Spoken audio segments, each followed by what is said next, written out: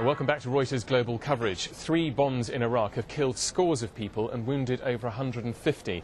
They've hit 2 markets in Baghdad, with the majority of casualties at Sharjah wholesale market in the centre of the city. It's exactly 1 year in the Islamic calendar since the attack on the Golden Mosque in Samarra, one of the holiest shrines for Shiite Muslims, and an incident which triggered an outburst of violence threatening to tip the country into civil war. Well, I'm joined now live from Baghdad by the Reuters bureau chief there, Dean Yates. Hello, Dean. What's the latest from the scene?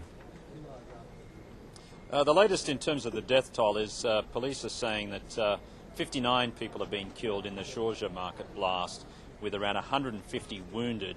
That is by far the worst of the blast today.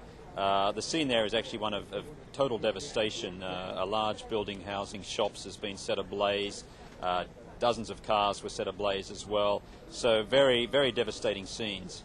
Well, we're seeing those awful pictures at the moment. It does seem more than a coincidence that this happens a year to the day since the attack on the Golden or Al-Askari Mosque. Are today's attacks intended to inflame the exchange of violence between Sunni and Shiite Iraqis, do you think?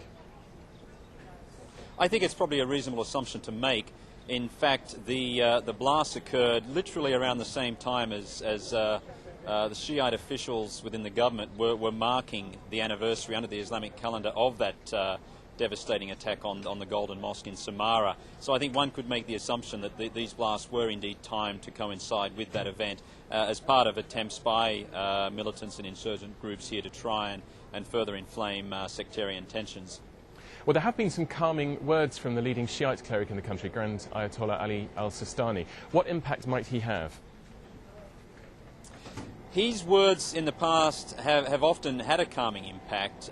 He is held in great esteem here, and when he does call for restraint, he is usually listened to, although I think it's noteworthy to say that after the Samarra attack, a lot of his calls for restraint then went unheard.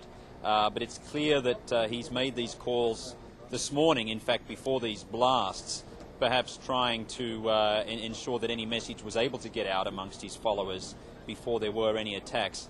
I'm sure the Iraqis will be hoping that his words will have a calming influence. Well, on to another subject now, Dean. There are reports of 2 German nationals who've gone missing in Iraq and may have been kidnapped. Do you have any more information on that?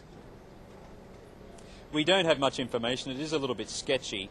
To be quite honest, there aren't as many kidnappings of foreigners in Iraq as there have been in the past, partly because a lot of foreigners just take extra precautions now, or really do not spend that much time out in the open because of the threat.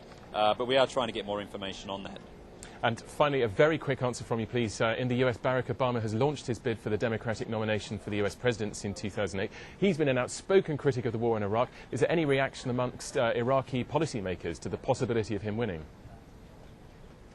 At this stage, no. I think for the Iraqis, the US presidential election in 2008 is such a long way away, and quite honestly, they've got so much more that they're going to have to deal with in the time ahead. Be it trying to keep this government together, trying to restore security to Iraq, trying to work out reconciliation between Shiites and Sunni Arabs in this country. So, in terms of who actually might be contesting the election, or even be the next president of the United States, I think that's still still a long way from the radar screen for Iraqi officials here. OK, Reuters bureau chief in Baghdad, Dean Yates, thank you very much indeed for joining us. There'll be plenty more on this story throughout the day.